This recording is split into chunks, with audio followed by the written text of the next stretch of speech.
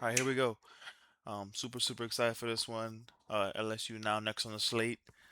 To get to to get ripped up by me. As simple as that. Um, so let's start Clemson in the fifth next Saturday night, ABC. So I've been a little flip floppy last month or so, and here's what I put it to.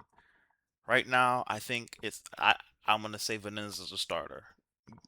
I have no knowledge of that. I don't have no inside source, no nothing. I'm just gonna go with the.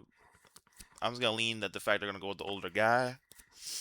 So I'll give that a loss. But if Reynolds plays, if he's a starter, even if he plays at like a halftime, but if he's a starter, or even if he plays at a halftime, I'm giving Clemson the win. And so I can see Clemson looking back on this if they do go Venenza and then they go Reynolds later in the season, which I think they might do. Or I could see them doing. They might look back and man, this may be the one game that keeps them out of the playoffs because I have them at in that range. Or a game losing a game like this could end up keeping you out the playoffs.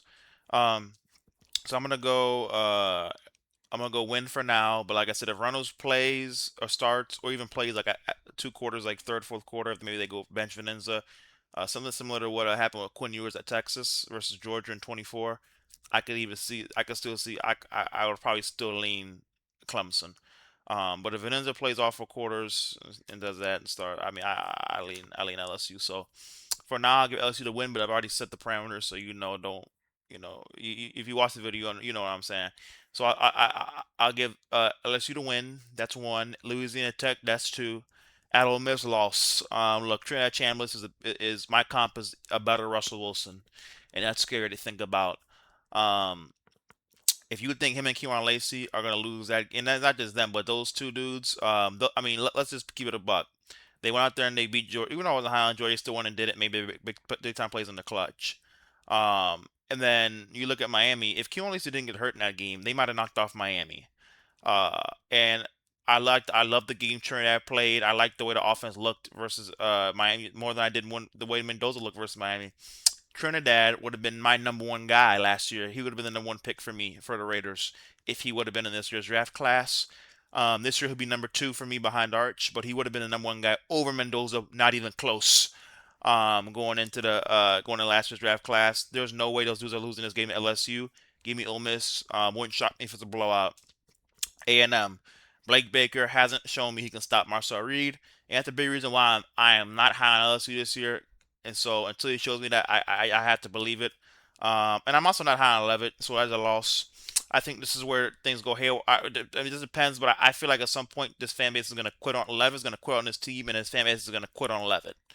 Um, so it's as simple as that. This guy isn't the high. He isn't what y'all think he is, and I'm not sure. I don't know. I don't. He's not the quarterback you want leading your team.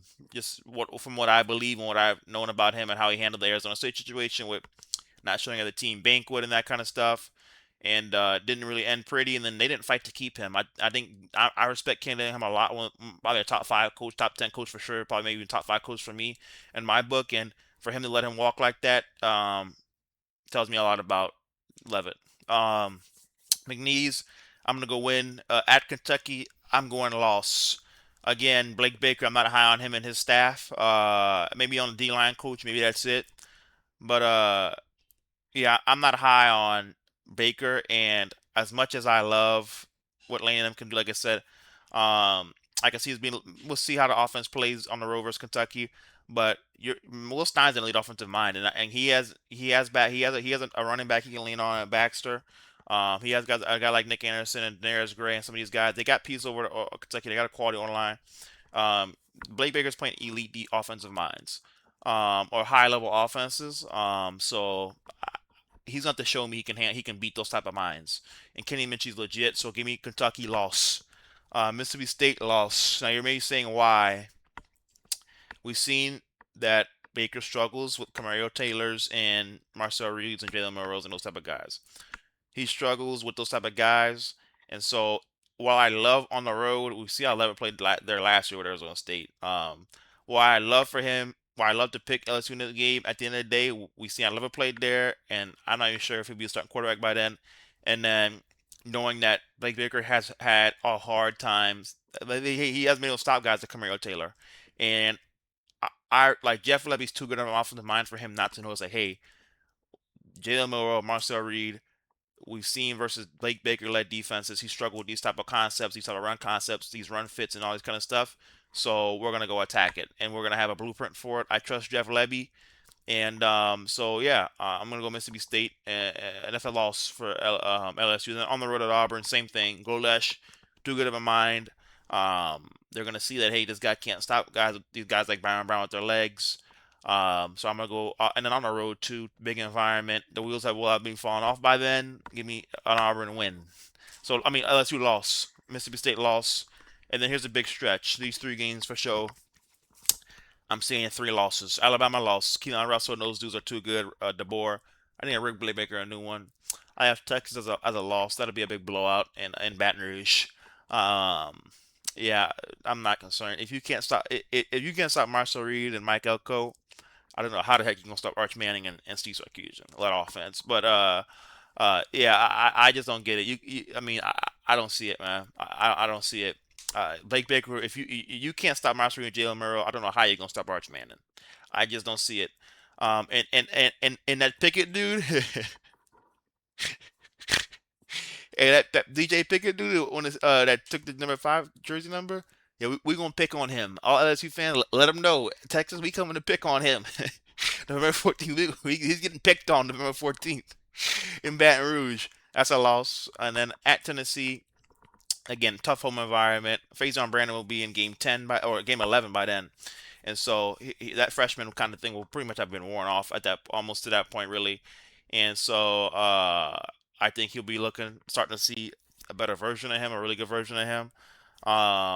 And so again, Blake, this is Heupel's really, really, really good offensive mind. He's been able to run that very shoot at a high level. When he has shown when he has high quality quarterback play, even on Aguilar like they can put points on the board. And so big, I just don't believe in him to stop these type of offenses, the offensive mind. So I'm going a loss versus Tennessee, and then I give them at Arkansas. I mean, shoot, with the way it's going, I may end up being a loss too. But I'm gonna give them a win. So let me see how many was. I got them right now beating Clemson and beating Arkansas. So I think that's two. Arkansas, Clemson, and then let me see. That's two, and then here's three with knees. And then four. So okay, was that 4 and 8? 4 plus 8 equals 12, right? Okay, yeah. So 4 and 8 year for LSU, where I'm at with Lane. Not high on Blake Baker, not high on Sam Levitt. I don't do benefit of the. Not in this case. I really like try to stay away. I really try to stay away from benefit of the doubt because like it's great what Lane has done with quarterbacks, but um, at the end of the day, like it's a new team. Like you when you bring up benefit of the doubt, it's stuff in the past, and so there can always be a reason why the benefit of the doubt may not equal what you think it will during the season. So that's why like I know Lane's quarterback history, but it's like at the end of the day, I don't give him benefit of the doubt because I can evaluate quarterbacks just as good as anyone. I think maybe the best in the whole world. So it's like I don't think while Lane may think Levis a guy, I don't think he is. We'll see who's right at the end of the day, but it's as simple as that. So yeah, I'm not high on what they got over there. I'm high on certain players and positions, but just quarterback and if you if you got a problem at quarterback and in a negative way, you got a problem on defense in a negative way, and D coordinator I should say, less players, more coordinator, then you got a big issue. Don't forget Ashton Stamps. I mean, he couldn't play for LSU's defense, but then I'm hearing like he's doing really well at Arizona State. He's probably going to be a first rounder over there at Arizona State, but he couldn't play for LSU. But what's his name? Pickett Fence can. What it Pickett? We gonna pick on him and what's his name? PJ Woodland or whatever. Come on, I'm just not high on this staff, and I love Lane, but he's gonna have a lot to learn this year.